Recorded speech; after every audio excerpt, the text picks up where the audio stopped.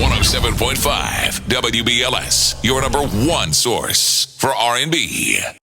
Hey, what's up? My name is Rakia Mays. This is The Screen Grab, and we are here with actor, producer, activist, unapologetically black, Isaiah Washington. What's up? Hey, I'm blessed. I'm having such a great time in New York. I'm totally over the moon. Yeah. You were just dancing?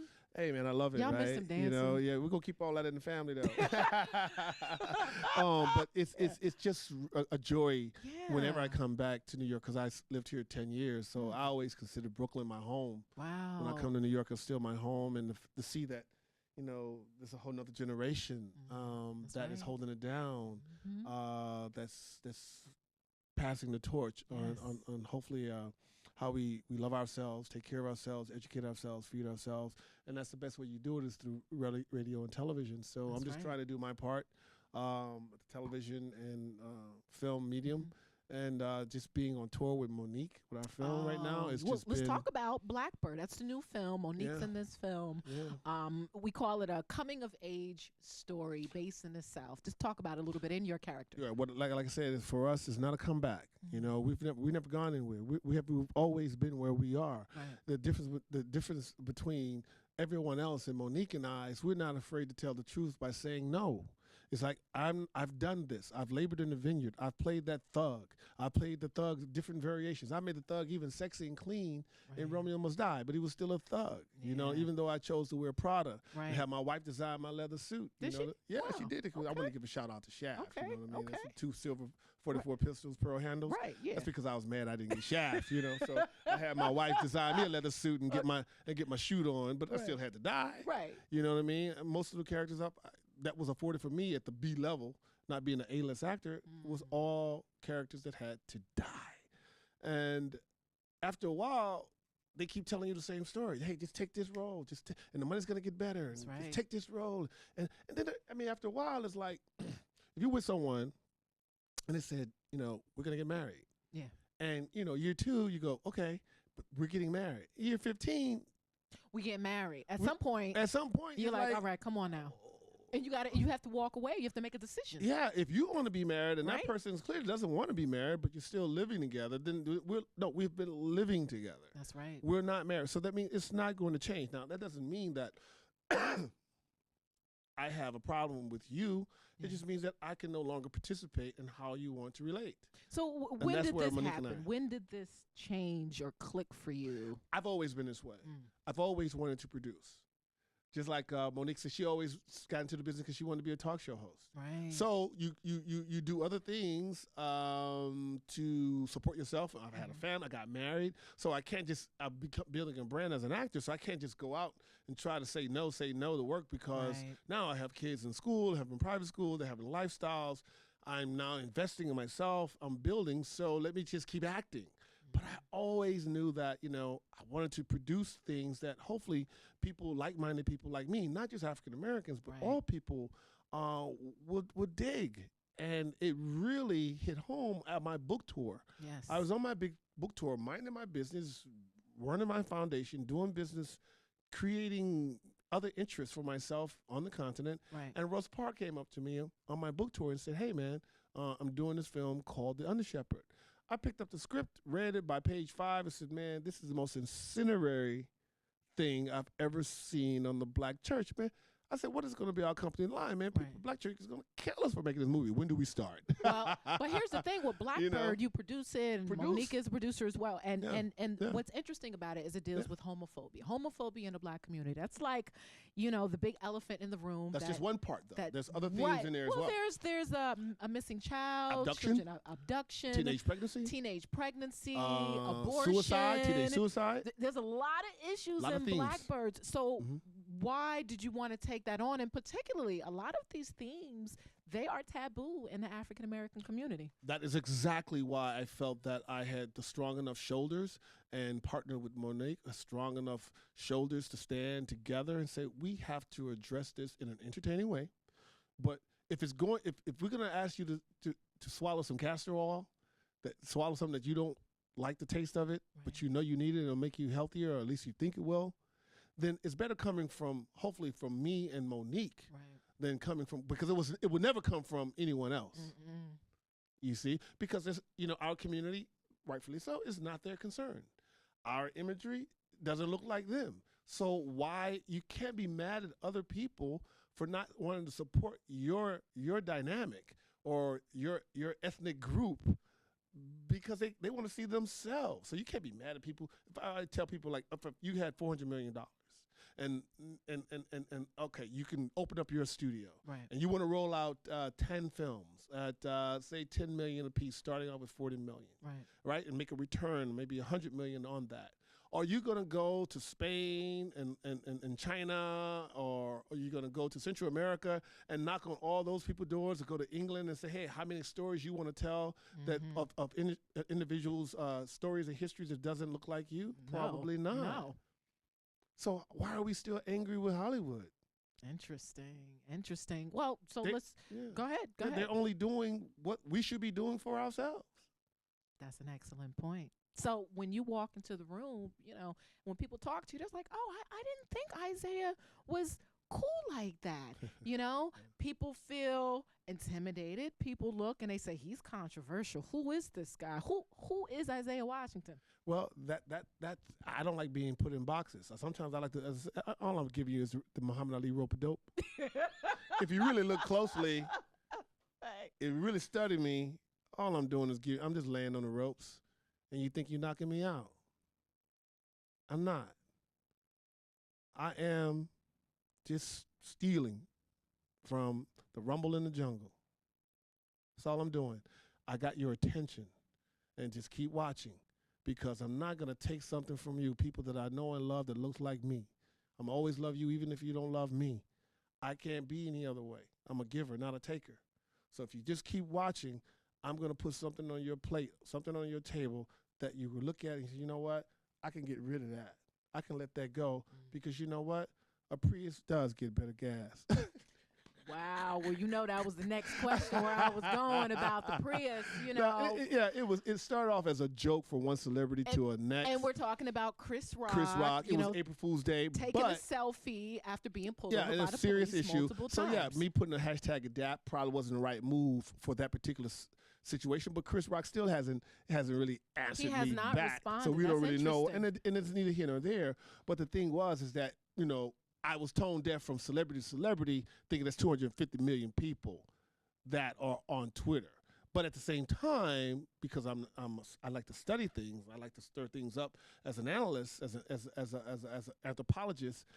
Once I saw the response, then I said, oh, this is something raw here. Then let me go and double down and say, oh, well, okay, that's cool, but what's the plan? We can be angry and say down with the police, and we can say, okay, you're mad, but what are you gonna do if you're not being pulled over for a criminal action? If you're not guilty of anything, then adapting is the same thing as compliance. Now, if you have not just a police officer, if you have a criminal-minded person who happens to have a badge that is hell-bent on killing you, then there's nothing you can do about that. That's not what I'm talking about. What I'm talking about is that we adapt so we can live another day, which is what we've been doing for 400 years. So if you say you're done with me, and I'm a coon and a this and a that, and I'm Bojangling, and I'm all this stuff, I have a business plan that's going to provide jobs. You're only angry because you're sitting at home tweeting and you're unemployed. If I can provide you a job, even in Africa, and you could be online and still get a check. Right. Would you do it? All of my big detractors on Twitter that followed me said, yes, I would. We just didn't understand what you were saying. I said, because you didn't give me a chance, because you stopped listening. You're listening with filtered ears. So I understand my people. I love my people for that. And I understand that because you're black. And when you're black, that makes someone else white, and they have white supremacy, and there is no exchange.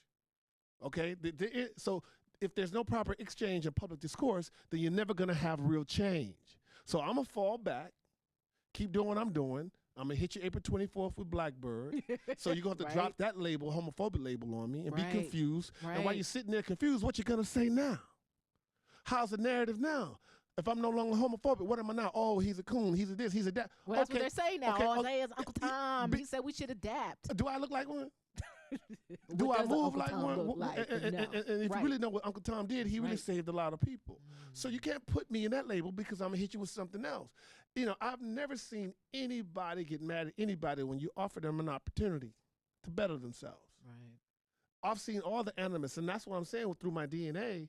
I started being angry and anxious and mad because I found out who my ancestors were pre-chattel slavery. That's right. It doesn't mean that I'm asking everybody to go back to Africa, but for Right. me and my DNA, And how long were you in Africa? I went my first time in 2006, and I've been going back ever since. I got an Ebola campaign. I'm very on this page that if I can show people that Africa is okay, it's not all of Africa is this negative narrative. Right. And that you can have a viable, I mean, the Johannesburg Stock Exchange renders more dividends per year than the NASDAQ and the New York Stock Exchange combined. Well, let's talk about, you've got your documentary coming Yeah, up. It's called Bound. Bound, and it talks about the relationship between Africans and African Americans. That's correct. It's not a good relationship. Right. What made you want to make this documentary? Because we have to heal those wounds. If you track me, I gave you the Under Shepherd as a producer on that. Right. Then I hit you with Blue Caprice, a man that you thought was a monster. Ooh, you played the DC sniper. I played I love it that was based film. on his life, and Right. then you walked out there confused because you couldn't hate my character. It's like, wait a minute, he was a father that just lost his way. I want this thing that Martin Luther King died, making sure he left behind, not just a legacy of the I Have a Dream speech, and that's not even the real title of it, but critical thinking. We've just got so locked in 140 characters on Twitter that we're no longer critical thinkers. We're just thinking based on what someone said. And you know how you play the game telephone. If you say one thing, you Right. started with somebody, by the time it gets to the 20th It's completely person, different. it's completely different. Right. So the narratives continue to change based on, I know my people are like that, and I know how white supremacy has done that to us. It has forced us to not want to work as hard because they've been made us work hard for free for so long. So just instinctively, it's like, you know, I'm not going to work that hard. So you can't call us lazy.